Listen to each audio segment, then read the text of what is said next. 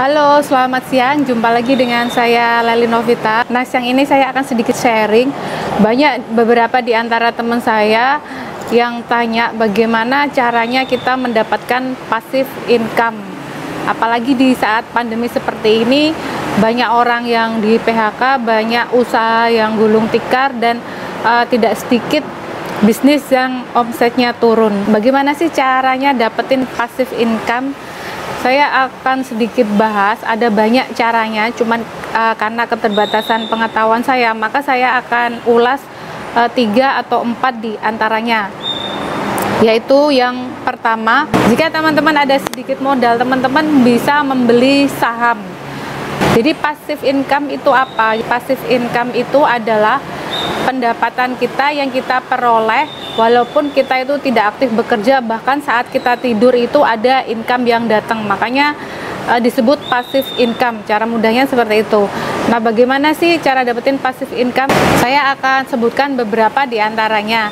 Yang pertama, jika teman-teman mempunyai sedikit uang atau tabungan, teman-teman bisa membuka reksadana atau membeli saham. Nah, jika teman-teman membeli reksadana, potensinya tidak sebesar ketika kita membeli saham. Potensi keuntungan dan potensi kerugian itu berbeda. Kalau misalnya reksadana, nilai resiko itu lebih sedikit dengan membeli saham.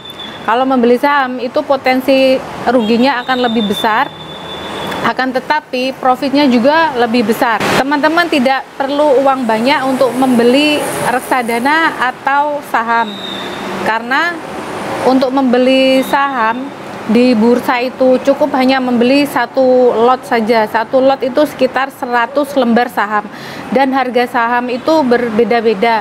Teman-teman bisa pilih saham yang harganya middle atau di tengah-tengah dengan resiko tidak terlalu besar seperti saham-saham LQ45 atau saham blue chip. Dengan saham blue chip itu apa? Saham blue chip itu saham yang kategorinya aman atau dia tidak banyak mengalami penurunan yang drastis ketika bursa saham itu anjlok. Bagaimana cara membeli saham? Teman-teman tinggal datang ke sekuritas di kota teman-teman, lalu teman-teman mendaftarkan diri di sekuritas, dan nanti akan ada marketing yang menghandle teman-teman mau membeli saham. Nanti di sana marketing akan mengarahkan teman-teman akan membeli saham apa. Jadi jika teman-teman belum terlalu pintar untuk jual beli saham, biasanya ada broker yang mengarahkan, dan nanti broker pun akan mendapat fee dari pembagian saham yang teman-teman jual keuntungannya.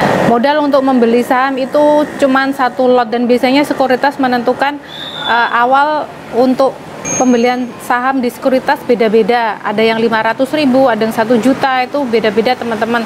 Tinggal teman-teman tingkat kemampuannya seperti apa. Harga saham sendiri untuk yang blue chip itu masih kisaran 2.000 sampai 40 ribuan. Nah, teman-teman bisa beli sesuai kantong teman-teman. Persentasenya, profitnya bisa lebih dari reksadana atau deposito biasa.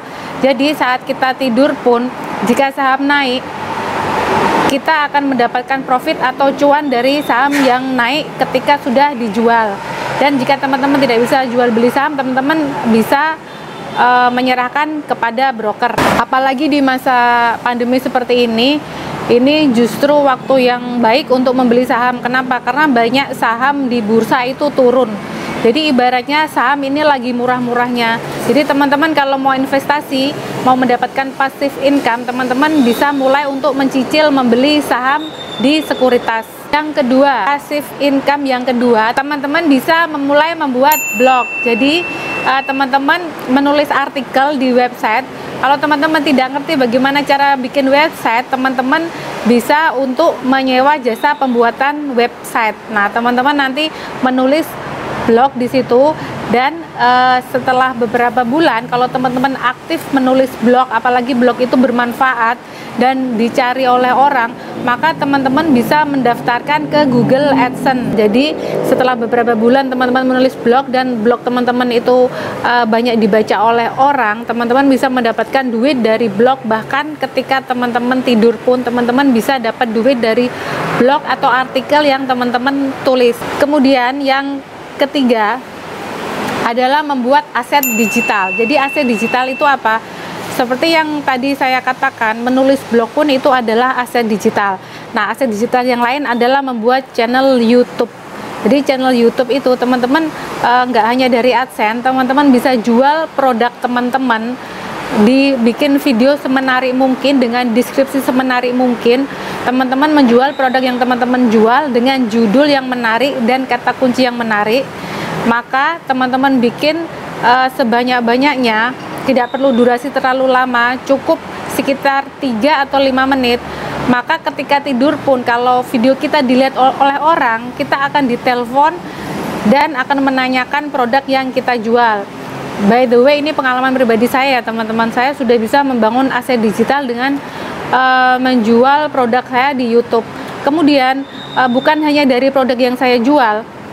Kalau teman-teman ingin mendapatkan penghasilan tambahan atau passive income dari YouTube yang lain, teman-teman bisa mulai nge-vlog atau membuat video yang bermanfaat. Teman-teman harus punya konten yang bermanfaat, seperti informasi-informasi yang lagi dicari banyak orang, pasti nanti akan dicari oleh orang di YouTube. Nah, kuncinya kalau teman-teman membuat aset digital di YouTube ataupun di blog, website, teman-teman harus sabar karena tidak instan, karena semua butuh waktu, proses.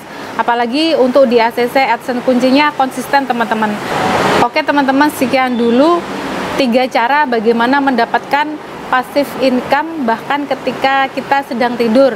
Itu adalah bisa dibilang bisnis sampingan atau penghasilan tambahan di samping penghasilan utama kita. Tips buat yang mau mulai nge-YouTube, usahakan teman-teman membuat channel atau konten yang satu market atau satu tema. Misalnya teman-teman membuat tema tentang masak-masakan, nanti bisa masak-masakan, atau food vlogger, nanti food vlogger semua, jadi satu konten. Kalau misalnya kontennya gado-gado itu tidak masalah, akan tetapi YouTube akan sangat lama membaca sebenarnya ini kontennya tepat untuk pemirsa seperti apa, karena channel kita isinya campur-campur. Oke teman-teman, segitu dulu sharing saya siang ini. Terima kasih sudah menyaksikan, jangan lupa like, komen, dan subscribe. Sampai jumpa.